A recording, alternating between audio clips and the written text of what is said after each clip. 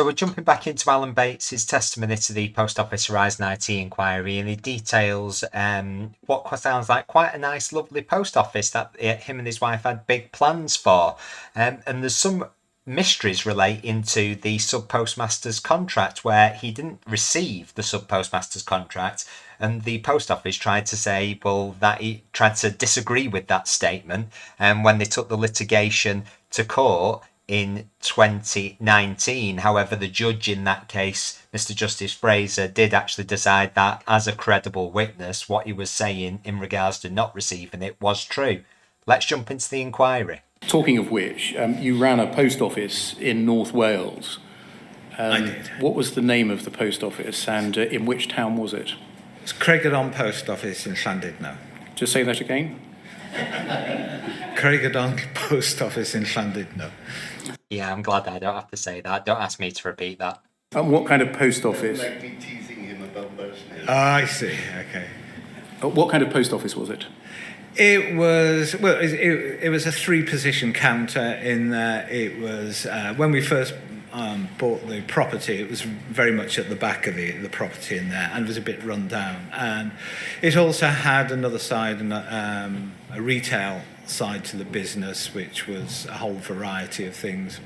Crafts, knitting, haberdashery, a whole range of things. So for the first year or two, we just ran the business as it was and slowly developed it from there, putting on a big extension, updating a lot of the stock.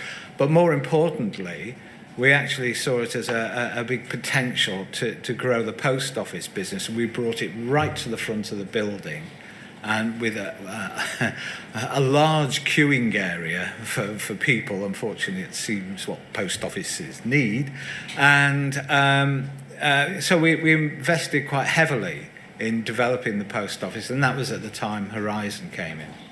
And imagine doing that, doing your best to make a business work, building up a small business to have security for yourself and your own family, to have an income, to provide a service to the community, and to have a massive organisation come and decide to crush it for a completely invalid reason. Thank you. And I think you and your wife, Suzanne, were 44 years old when you took it over, is that right? About that, yes, would have been. You tell us in your witness statement that there's no need to turn it up, it's paragraphs 9 to 13, in summary terms, about your decision to become a sub-postmaster, your decision to pick this post office, your hopes and aspirations, and the process by which you applied and by which your application was approved. I just want to look at an account you've given in the past in more detail about that, if we may. Can we look, please, on the screen at poll 302-4194? This is a witness statement you made in the course of the group litigation proceedings in the High Court. We'll deal more about that later today. Is that right? Yes, it is, yes. And we can see the date on it in the top right, 9th of August 2018. Craigerdon in Llandudno. Hopefully I did that quite well. And so this witness statement was made for the purposes of what came to be known as the Common Issues Trial, is that right? That's correct. And so the process by which you applied to become a sub-postmaster, the documents that were, or in fact were not given to you, were important issues and addressed in this witness statement in very great detail, is that right? That is right, yeah. Can we look, please, at page 3 and pick up at paragraph 11, please? You say a key attraction to working with the Post Office was that it would provide secure employment based upon the fact it provides a community service and has an established brand in the community. From among the various small business options available, a post office branch would, in my mind, be a safe option. I was also encouraged by the fact I could run a secondary business such as a retail shop alongside the post office branch.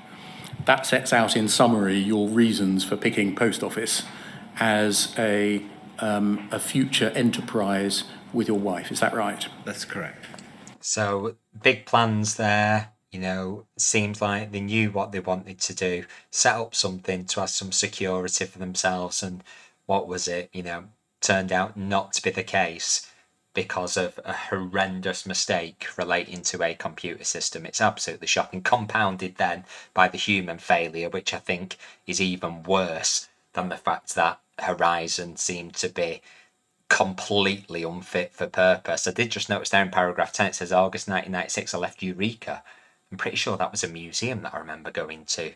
That was pretty cool. Might have been around that time as well. Now, paragraph 12 on this page, right through to paragraph 23 on page 5, addresses the initial inquiries you made with the existing or the outgoing sub-postmaster, Peter Savage, I think his name was. That's correct.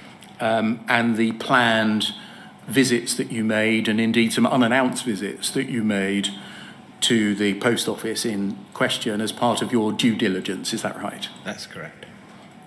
Can we just look at paragraph 21 on page 5, please? So it wasn't something that they just jumped into a lot of research. I mean, it probably won't surprise us that he was meticulous with this, because as he's shown in having to battle the post office every way during the post office scandal. You know, you have to be meticulous, dedicated, and as Alan Bates puts it, stubborn.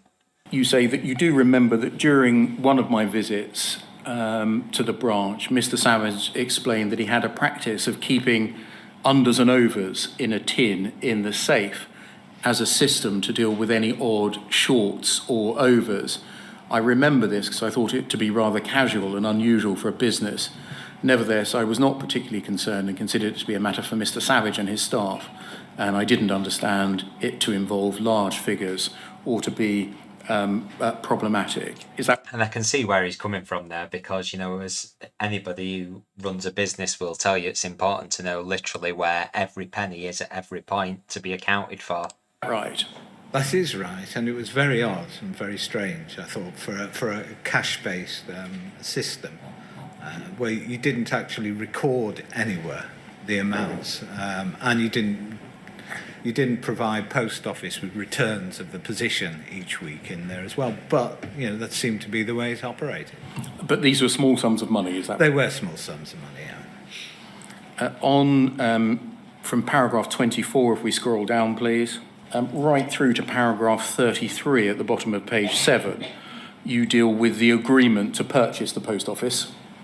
Yes? Yes. And then if we go forward to page 8, please, from paragraph 34 on this page, right through to paragraph 86 on page 19, you deal with the following issues. I'm just going to summarise them without reading the text. Firstly, the application to the post office to be a sub-postmaster. Secondly, the interview at the regional office in Bangor that you and your wife attended.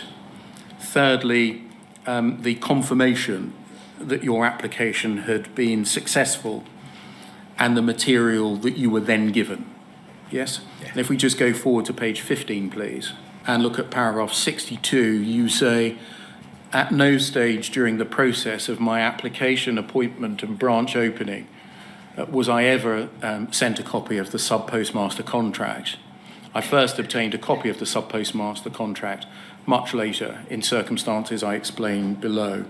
At no point during my appointment process was it mentioned or explained to me that the Subpostmaster Contract, which was a lengthy document of 114 pages, governed the terms of my appointment. Now, we'll hear later that, is this right, that the Post Office robustly challenged you on that issue alongside other issues at the trial, and then the trial judge, then Mr Justice Fraser, held that you were an honest witness, that you were telling the truth, and that, like many other sub-postmasters, you did not receive a copy of this document.